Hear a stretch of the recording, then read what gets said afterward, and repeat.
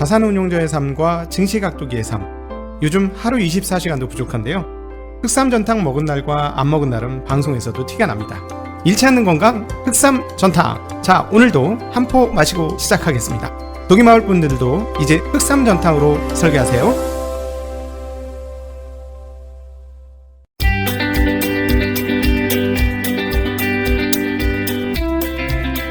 가기사는 증시각도기. 안녕하세요, 증시각도기 시청자 여러분, 투자자 여러분, 독일마을 여러분 반갑습니다. 그리고 네이버 오디오 클립을 통해서 듣고 계신 청취자 여러분도 모두 반갑습니다. 11월 24일 수요일 증시각도기 TV 아침 미국 마감 시장을 시작하도록 하겠습니다. 미국 마감 시황을, 시장이 아니고 시작하도록 하겠습니다. 네, 정신없네.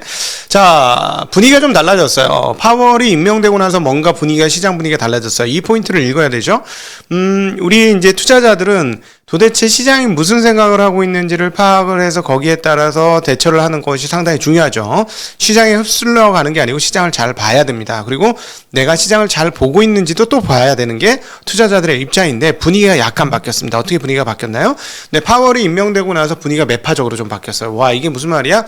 야, 네가 파월은 초비둘기라고, 극강 비둘기라고 하지 않았어? 라고 얘기했는데, 몰랐는데, 은행 제재하는 거 빼고는 블레이너드 이사께서 더 극강 완화주의자였던 것으로 판단이 됩니다. 그래서 파월이 되고 나니까 별다른 변동은 없는데, 지난번에 FOMC 회의에서 있었던 그런 내용들과 그다음에 이제 그 이후에 발현된 연준 인사들의 발언을 종합해 보건데, 여기서 더 비둘기적으로 갈 건 없다라고 시장이 판단하는 것 같습니다. 그리고 또 하나, 연준이 이제 재임까지 하게 됐으니까 그 정치 눈치를 조금 안 보고 조금 세게 휘두르지 않을까 하는 그런 의혹도 없잖아 좀 일부 있는 것 같습니다. 그러나 어쨌든 연준 인사들의 발언이 현재 같은 상황에서 계속 가는 것보다는 긴축 속도를 조금 더 빨리 해야 된다는 사람들이 의견이 있기 때문에 더 이상 테이퍼링이 늦어지지는 않을 거다라는 점 있고요. 그 다음에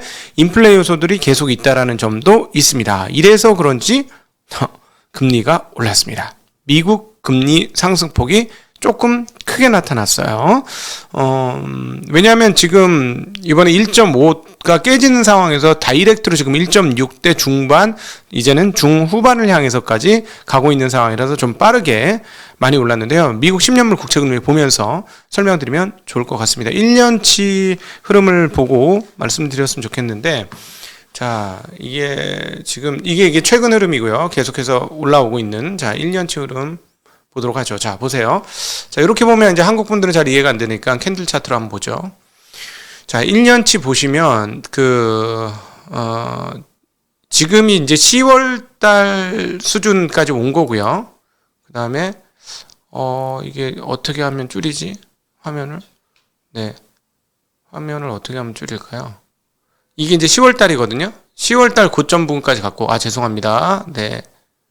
네, 지금 조금 길게 차트를 보여드리려고 하다 보니까, 지금 보시면, 네. 지금 보시면 요 때가 지난 3월이에요. 1.7이 넘었던 때죠. 그래서, 잠깐만. 왜 이러냐? 새로운 시도가 잘 안 되네. 예, 다시 돌리겠습니다. 예. 뭔가 좀 새로운 시도를 해보려고 하면 안 되네. 근데 1.7 때 중반까지 넘어갔었잖아요. 3월 달에. 지금 저거 아닌데. 예, 지우세요. 예. 네, 그래서, 1.7대 중반까지 지금 향해서 갈 가능성이 좀 있어요. 그게 보여요. 그래서, 1.7대까지 가게 되면은, 어떻게 되냐면, 저점이 높아지는 게 제일 중요해요. 1.7을 찍을 수는 있어요. 근데 1.7을 찍고 나서 저점이 강해지면 어떻게 되냐면 이게 바닥이 좀 단단해지면서 전체적으로 우상향할 수가 있거든요. 그렇게 되면 분위기가 조금 많이 달라집니다. 근데 이제 테이퍼링과 더불어서 그 가능성은 되게 열려 있는 거죠. 그래서 이 부분을 앞으로 주식시장 보실 때 좀 잘 보셔야 되는 대목인데요. 만약에 이렇게 되면 시장의 질이 바뀔 수 있습니다. 오늘 일부 그런 모습을 보여줬기 때문에 이 부분을 얘기 드리는 건데, 금리가 계속해서 상승을 하게 되면 어떻게 되는 얘기냐면, 자, 10년물 국채 금리가요, 이렇게 생각하시면 돼요. 2%를 넘었다. 물론 내년 정도에 2% 넘을 것 같은데, 2% 넘었다 하면 회사채 금리 어떻게 될까요? 회사채 금리 한번 생각해 보세요. 국채예요, 여러분. 국채는 원금 보장 상품이나 마찬가지예요. 왜냐하면 미국이 망하기 전까지는 해줄 거 아니야. 그쵸? 미국이 망하기 전까지 해주는 돈이기 때문에 거의 지금 현재 신용도 수준에서 보면 전 세계에서는 거의 원금 보장성 상품을 미국 10년물 국채로 우리는 해석할 수 있어요. 근데 그 회사채는 그렇지 않죠. 회사채도 뭐 애플 같은 회사는 뭐 거의 국가급이긴 하지만, 애플, 아마존 이런 데는, 그런 데 말고 요즘 자동차 회사들 이런 데는 B급으로 떨어지죠. 포드 같은 경우도 B급으로 떨어져요. 그러면 이런 데서 발행한 채권의 금리는 어떻게 될까요? 자, 그러면 에너지 기업은 C급으로 떨어지죠. 이런 기업들의 채권 금리는 어떻게 될까요? 자, 포드 정도면 한국 분들은 야, 포드 채권 살래 하면 아마 사실 거예요.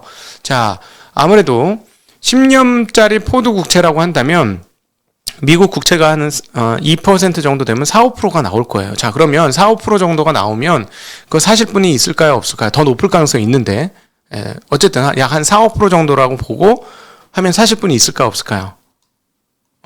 만약에 그동안 지금 주식시장에서 엄청 돈을 땡겼어. 그리고 뭐 비트코인 시장에서 돈을 엄청 땡겼어. 근데 5%짜리 상당히 뭐 안 망할 수 있는 회사에 채권이 나왔어.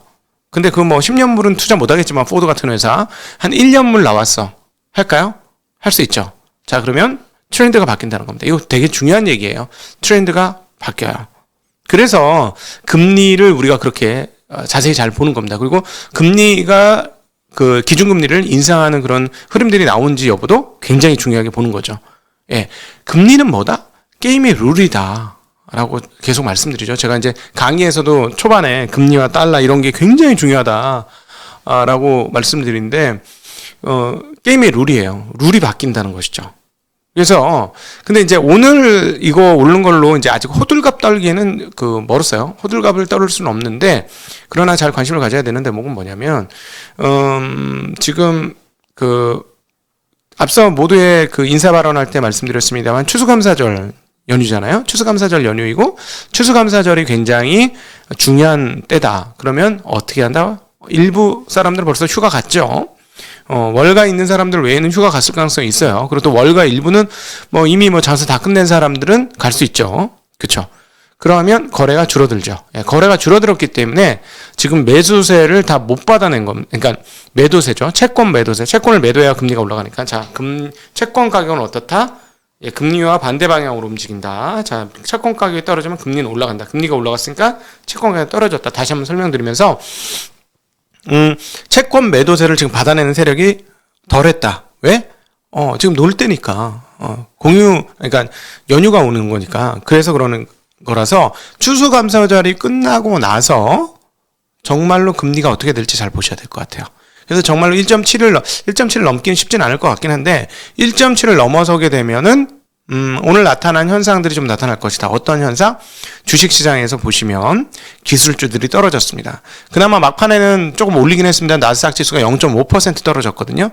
더 많이 떨어질 수 있다는 얘기죠. 자, 그러면 어떻게 돼요? 예, 기술주들을 구축하고 있는 대표주들도 주가가 좀 안 좋을 수도 있다라는 점은 생각하고 계셔야 되겠다 하는 점 말씀드립니다. 오늘도 보시면 애플과 아마존을 제외하고 나머지 빅테크 기업들은 전반적으로 주가가 하락하는 양상을 보여주었습니다. 마이크로소프트 0.6% 하락, 알파벳 0.36% 하락, 메타 1.1% 하락, 인텔 1.47% 하락하는 등 빅테크 기업들이 좀 인텔은 빅테크 아니에요. 제외하고. 네. 이렇게 좀 떨어지는 양상 보여줬고요. 그나마 다행인 점은 마이크론 테크놀로지는 지금 투자 의견이 계속해서 양호하게 흘러가고 있습니다. 그러면서 지금 8% 오르고 그 다음날 또 올랐는데, 보통은 숨고르기 해야 되죠. 근데 오늘 또 올랐어요. 1.85% 또 오르면서, 이렇게 되면 한국 시장은 어제와 비슷한 흐름, 즉 반도체 주식들이 주도주를 형성하나만 많으냐는 씨름을 계속할 것이고, 반도체 주식들이 좋을 때 다른 주식은 조금 안 좋을 수도 있어요. 그쪽으로 매기가 쏠리니까. 그래서 그런 현상이 오늘까지, 어제와 같은 비슷한 현상이 오늘까지도 이어질 수 있다는 점은 감안하시면 좋을 것 같습니다. 네. 그리고 또 은행주들은 어떻게 될까요? 금리가 오르면 은행주들은 강세로 가겠죠? 은행주들은 강세로 가는 회사들이 많은데요. 자주 보고 있는 웰스파고는 2% 상승하는 모습을 보여주었습니다. 자, 그리고 오늘 이제 기업들 주식들 보면 이제 투자 의견들이 많이 엇갈리면서 주가가 움직이는 것들이 많았는데요. 줌비디오, 자, 다시 코로나가 확산되고 있음에도 불구하고 줌비디오는 향후 실적에 대한 부정적인 의견이 상당히 많아지면서 14% 급락했습니다. 그리고 이 경쟁자들이 많아지는 시스템이잖아요, 이거. 경쟁자들이 유입될 가능성이 상당히 좀 있잖아요. 그렇죠? 저희도 이제 줌으로도 하다가 화상회의 시스템도 상당히 갖춰서 회사에서는 화상회의로 그냥 진행을 하거든요. 그러니까 경쟁자가 많은 시스템이야. 그리고 루시드 모터스는 2% 올랐고 테슬라는 4% 하락했는데 좀 많이 떨어졌잖아요. 이것도 앨런 머스크가 주식을 팔았느냐 궁금합니다. 아직 좀 남았잖아요. 절반 가까이 팔 물량이 남아 있었기 때문에 그걸 팔았는지 좀 궁금합니다. 그냥 주가 오를 때까지 기다렸다 다시 팔아? 와, 이건 진짜 귀재네. 근데 팔았는지 안 팔았는지 잘 모르겠어요. 팔아서 빠진 거라면 원형 회복이 가능하죠. 오버행 이슈가 끝나게 되면 원형 회복은 가능할 수도 있다. 그러나 어쨌든 대주주 파는 거는 절대 주가의 호재가 아니다라는 점. 컨택 종목인 MGM 리조트도 상당히 좀 빠지는 흐름 보여줬고요. 전략적 비축률을 방출하기로 했습니다. 전략적 비축률 반출을 단행해서 미국만 하는 게 아니에요. 다른 나라들도 같이 동조하면서 전략 비축률 방출을 하기로 했는데, 그래서 약 한 6,500만 배럴에서 7천만 배럴, 미국이 5천만 배럴 하고요. 그리고 일본 그리고 몇몇 국가들이 같이 동행을 합니다. 한국도 한다는 얘기가 있어요. 하여튼 동행을 하면서 유가를 떨어뜨리려고 시도를 했습니다만, 오펙이 과거와 다른 단일 대우의 강력한 단합력을 보여주면서 어제도 말씀드렸습니다만, 너들 그런 식으로 하면은 우리 그냥 감산해 버릴게요. 이렇게 얘기했습니다. 증산 안 해. 예, 덕분에 유가는 오히려 2.3% 올랐습니다. 그리고 전략적 비축률은 앞으로 그동안에 계속 방출할 거라 얘기했기 때문에 그 사이에 주가 떨어졌잖아요. 근데 실제로 방출을 시작을 하니까 오히려 악재 해소 비슷한 개념으로 인식이 되면서 유가가 2.3% WTI가 오르면서 78.53달러를 기록을 했습니다. 반면에 금리가 빵빵 뛰니까 어떤 게 나빴을까요? 네, 금값이 큰 폭으로 떨어지면서 1,800불을 깨트리면서 전일도 떨어졌는데 연속으로 1,800대 중반에서 쭉 밀리면서 1,800이 깨지는 약세를, 그래서 금값에 걸었던 희망이 또다시 사라지는 그런 모습을 보여주었습니다. 오늘 몇 가지 이제 지표들이 나왔는데요. IHS 마켓에 11월 제조 구매 관리자 지수가 나왔는데요.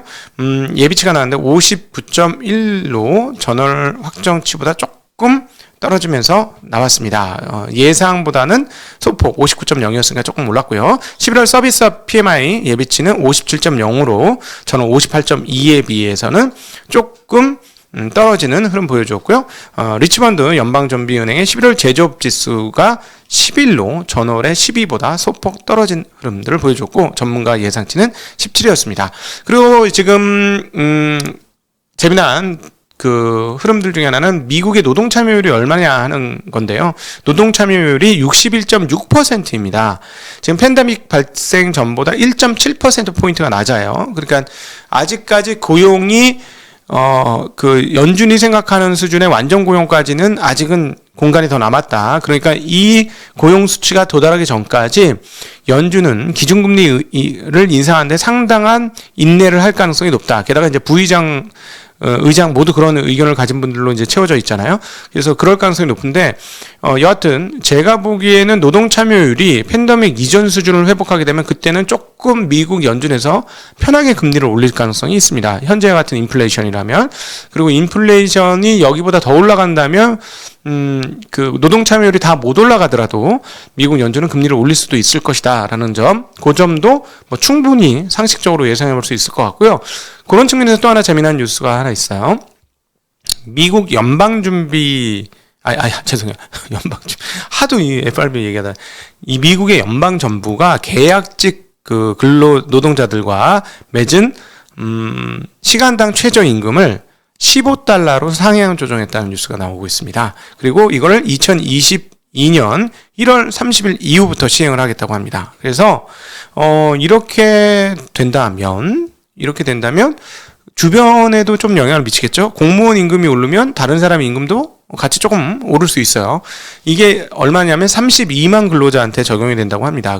그러니까 이렇게 되면 이 부분도 미국의 인플레이션에 조금 더 영향을 미칠 것이고, 여러분 기억하셔야 될 게 자주 얘기를 드렸습니다만 그 임금에 의한 인플레이션은 찐 인플레이션이에요. 이건 진짜 인플레이션이기 때문에 앞서 자주 말씀드렸던 중국의 PPI 생산자 물가가 미국의 CPI로 연결되는 거 아닌가, 그거를 잘 보자라는 말씀드렸는데, 그것이 실제화되고 몇 달 더 유지가 되는 상황에서 이렇게 임금까지 오른다면 내년도까지도 일시적이라고 했던 인플레이션이 끝나지 않을 가능성이 상당히 높다라는 거 충분히 추측해 볼 수 있겠습니다. 그러니까 지금은 6.2% 너무 높기 때문에 이거보다는 좀 빠질 수 있으나 쉽사리 3 미만으로 떨어지거나 이런 일이 잘 어려울 것이다. 그럴 때도 연준은 과연 어떻게 할 것이냐, 저의 의견을 물으신다면 어느 정도 수준에서의 인플레이션에 연준은 반응하지 않을 것입니다. 그러나 예상을 본인들이 예상하는 또는 예상의 범주 이상으로 인플레이션이 발생한다. 즉 지금처럼 5%대 이상의 인플레이션이 계속 유지가 된다면 테이퍼링 속도도 늦어지지 않을 것이고, 그리고 금리 인상의 시점도 앞당겨질 것이다. 그러면 우리는 투자자로서 어떻게 대응해야 하느냐? 금리 인상이 다가온다면 앞서서 한 분기 정도 전에 우리는 그 마음의 준비와 태도의 준비를 하고 있어야 되겠다라는 거 말씀드릴 수 있겠습니다. 자, 오늘은 일찍이 이렇게 정리하고요. 여러분들과 함께하는 질의응답 시간으로 넘어가도록 하겠습니다. 함께 해주신 분들께 진심으로 감사드리고, 오늘의 개장 전 아직 켜지지 않는 모니터 앞에서 당첨자는 지금 매일같이 댓글 1등으로 달고 계신 이준님이라고 계세요. 그래서 이준님에게 개장 전 아직 켜지지 않는 모니터 앞에서 우리 동강 강민우님의 아주 재미난 책을 선물로 드리도록 하겠습니다. 우리 이준님께서는 저희 그 밑에 있는 KM으로 시작하는 이메일 주소로 본인의 주소를 보내주시면 저희가 택배로 발송해 드리도록 하겠습니다. 그리고 매일같이 앞으로 당분간 이렇게 이벤트를 해보도록 할게요. 네, 이 책 꼭 보고 싶으신 분들은 적극적으로 참여해 주세요. 안녕.